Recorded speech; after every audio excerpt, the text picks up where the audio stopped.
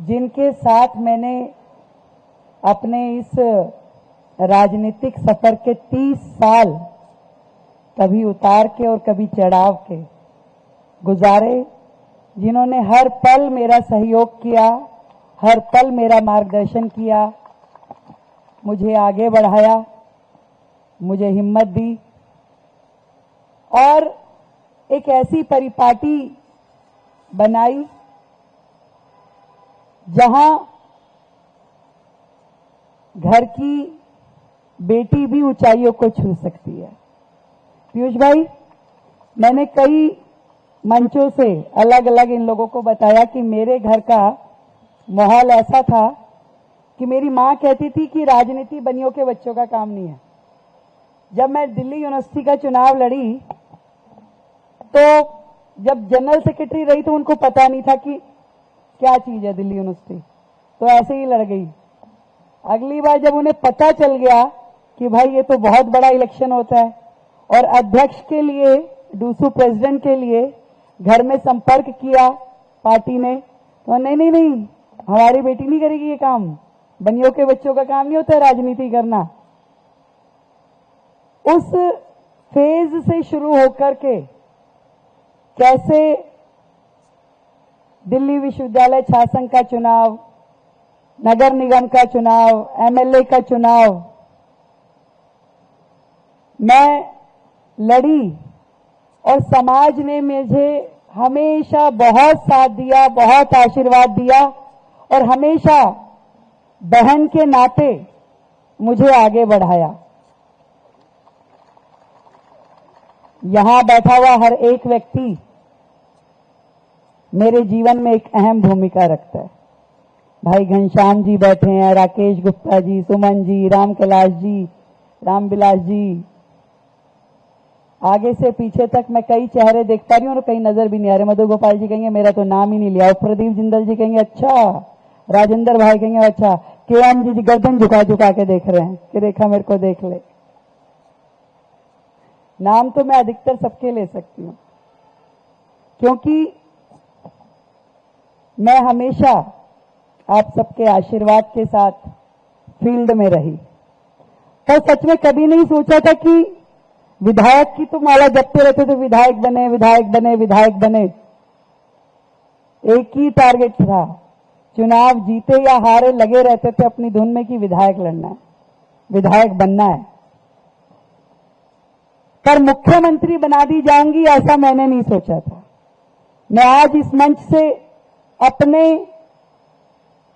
ओर से, अपने पूरे समाज की ओर से आदरणीय प्रधानमंत्री नरेंद्र मोदी जी का धन्यवाद करती हूं कि उन्होंने हमारे वैश्य समाज की एक बेटी को इतने बड़े मुकाम पे पहुंचाया कि आज भारतीय जनता पार्टी के राज्यों में जितनी सरकारें हैं और जितने मुख्यमंत्री हैं, आपकी एक बहन उनमें से एक है, जो पूरे देश में हमारे समाज के लिए गर्व की बात है। और जिस दिन ये घोषणा हुई पीयूष जी, हजारों फोन मेरे फोन पे आए, देश भर में समाज ने खुशी मनाई।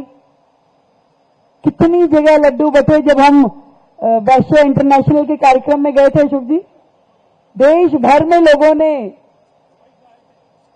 बधाइयां दी और ऐसा सबको लगा कि जैसे हम मुख्यमंत्री बन गए। मैं जहां जा रही हूं इतना स्नेह लोगों को मिल रहा है कि इसके बाद जैसे वर्षों से कोई चीज ऐसी थी जो हमें मिल गई और समाज के लिए इतना सम्मान भारतीय जनता पार्टी ने दिया कि उसे शब्दों में बयान नहीं कर सकते। जिस तरीके से आदरणीय मोदी जी ने दृढ़ता के साथ ये निर्णय लिया, मैं समझती हूं कि ये जिम्मेवारी ना सिर्फ मेरे ऊपर है कि मैं दिल्ली और देश में पार्टी का सम्मान बना के रखूं, बल्कि मेरे साथ मेरे इस पूरे समाज की भी जिम्मेदारी कि जिसने हमें इतना सम्मान दिया उस पार्टी का सम्मान हम भी बना के रखेंगे। और ये मौका है हम सबके लिए कि पूरी दिल्ली को आपके साथ मिलके, आपके सहयोग के साथ उस तरीके से बदलें जिस तरीके से आप लोग सोचते हैं, जो आपकी आशाओं में है, जो आपकी अपेक्षाओं में है। मुझे ध्यान है एक बार कपिल सिब्बल जी हमारे क्षेत्र के सांसद थे, एक कार्यक्रम में आए, रामलीला का मंच था, उन्होंने अपना भाषण दिया। रामलीला से एक दिन पहले अग्रवाल समाज का कार्यक्रम होता था, उसमें आए थे। ये क्या करते हैं, समाज के लोग कुछ करते नहीं है, करना चाहिए, ऐसा बोल के वो उतर गए। मैं छोटी सी निगम पार्षद थी, अब शुरू से ही ऐसी थी कि मैंने कहा भाई ये तो बड़ी गलत बात है, समाज को ऐसे बोल के चल पड़े हैं प्रवीण जी। तो मैं तुरंत, वो उतर रहे थे, सीढ़ियों से उतरते उतरते जूते पहन रहे थे, मैं मंच पे आ गई, माइक पे खड़ी हो गई। मैं कहा आदरणीय सिब्बल जी, आप जा रहे हैं अपनी बात कह के, हमारी तो सुनते जाइए। इस सभा में भी हो सकता है कई लोग उस मंच के साक्षी हों। क्या राम कैलाश जी कह रहे मैं था, विनोद सिंगल जी कह रहे मैं भी था। तो मैंने कहा आप समाज को ऐसे कैसे बोल सकते हैं? आपको मालूम नहीं है कि ये जितना अग्रवाल समाज, वैश्य समाज यहां बैठा है, एक एक व्यक्ति, एक एक संस्था है। आप बात कह रहे हैं ये कुछ नहीं करते, यही सब कुछ करते हैं। आज समाज के जितने प्रोजेक्ट देख लीजिए, सेवा के जितने प्रकल्प देख लीजिए, अग्रवाल समाज आगे बढ़ बढ़ के काम करता है। और आज भी मैं दावा करती हूं कि आप सरकार की ओर से जरा सा हाथ दीजिए, हमारे समाज का एक एक व्यक्ति इतना सक्षम है, आपके लिए सैकड़ों कॉलेज, अस्पताल, गौशाला, अनेक प्रकल्प शुरू कर सकता है। समाज को केवल आह्वान करने की देरी है। और मैंने भी आज जिस मंच से भी जब मैं बोलती हूं दिल्ली की मुख्यमंत्री के नाते, मुझे ये विश्वास है कि हमारा समाज, मेरे ये सारे भाई, हमारा ये बड़ा परिवार मेरे पीछे खड़ा है। मैं आज जो भी कमिटमेंट करके दिल्ली से आके खड़ी हो जाऊं, उस कमिटमेंट को आप मेरे से हल्का नहीं करने देंगे, मुझे ये पता है। अभी पीछे मैं एक गौशाला में गई, मैंने वहां पर कहा कि भी दिल्ली की सड़कों पे गायें घूमती है, दिल्ली में गौशालाएं कम है। 4 गौशालाओं को दिल्ली सरकार की ओर से ग्रांट मिलती है, अब ये एक नई शुरू करने की हमने घोषणा की। मैंने वहीं खड़े होकर कहा कि हम कोशिश करेंगे कि सरकार की ओर से जमीनें दिलाई जाए लीज पे, और समाज आगे बढ़कर के वहां गौशाला चलाए। तो सैकड़ों लोगों ने मुझे अप्रोच किया कि हम गौशाला बनाने के लिए तैयार हैं, हमें जमीन बताओ। सामुदायिक भवन और ऐसे कितने प्रोजेक्ट तो समाज मुझे वर्षों से कहता कि भाई ये काम करा दो। पर दिल्ली के को सुंदर बनाने के लिए, बेहतर बनाने के लिए हम सब मिलकर काम करेंगे। आप सबका आशीर्वाद, सहयोग मुझे मिलेगा। और मैं भी आपको विश्वास दिलाती हूं कि मैं कभी समाज की आंख नीचे नहीं होने दूंगी, हमेशा उनका सम्मान बना के रखूंगी। और इसके लिए जितनी भी मेहनत मुझे करनी पड़ेगी वो मैं जरूर करूंगी। आज हमारे सांसद प्रवीण खंडेलवाल जी यहां है, हमारे सभी मंत्रीगण, भाई परवेश जी, सिरसा जी, कपिल जी, रविंदर भाई, इतना सहयोग इन सबका मुझे मिल रहा है। ओहदे में बड़ी हूं, पर बहन के नाते अभी बजट बन रहा था 2 दिन पहले, मैं रात को 11 बजे तक सचिवालय में काम करी थी। कपिल भाई आ गए, देखा कि मुख्यमंत्री जी बजट की तैयारी कर रही हैं, तो आप मानेंगे कि मैं 2:30-3 बज गए हमें, पर वो गए नहीं, वो वहीं बैठे रहे कि नहीं दीदी मैं आपके साथ में पूरा काम ये हो जाएगा, तभी मैं भी निकलूंगा।